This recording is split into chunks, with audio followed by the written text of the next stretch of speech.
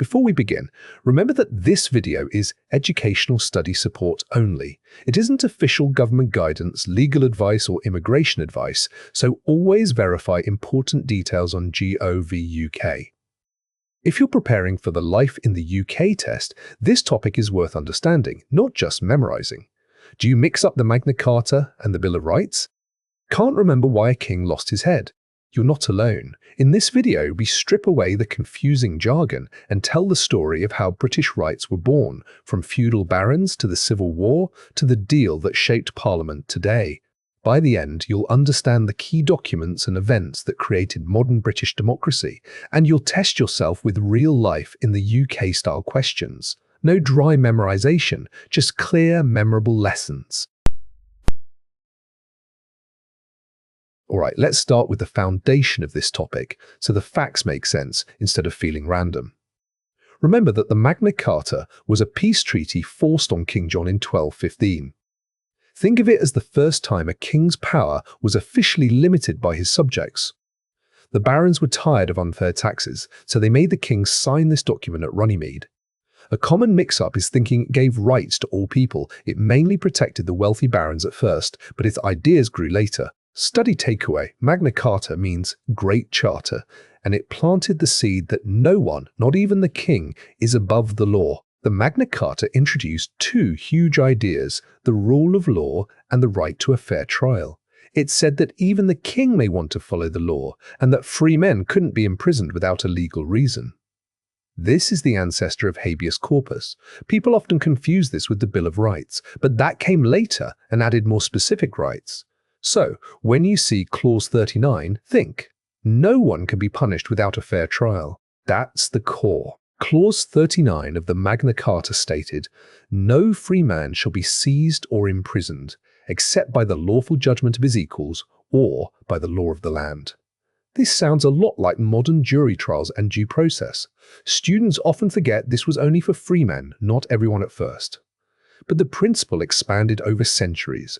When you're studying, link Magna Carta to the idea that the government can't just lock you up without a legal process. That's why it's still celebrated.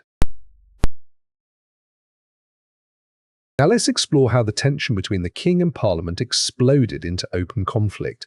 Charles I believed in the divine right of kings, the idea that his power came directly from God, not from Parliament. He tried to rule without calling Parliament for 11 years, known as the personal rule. But he needed money for wars, so he had to summon Parliament, who demanded more power. This clash over who controlled taxes in the army led to war. Key fact: Charles I's stubbornness and his belief in absolute monarchy made compromise impossible. The Civil War broke out in 1642 between the Royalists and Parliamentarians.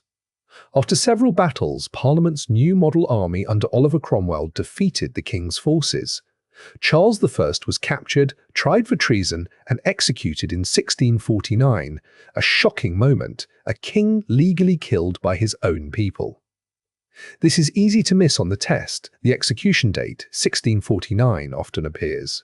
Remember, it showed that no monarch could ignore Parliament's will without consequences. After Charles I's passing, England became a republic called the Commonwealth, with Oliver Cromwell as Lord Protector. But Cromwell ruled almost like a king himself.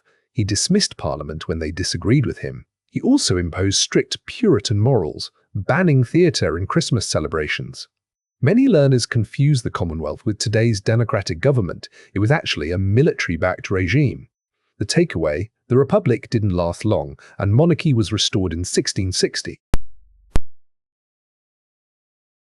Quick reminder: for any current citizenship or application rule, check the latest official gov.uk guidance.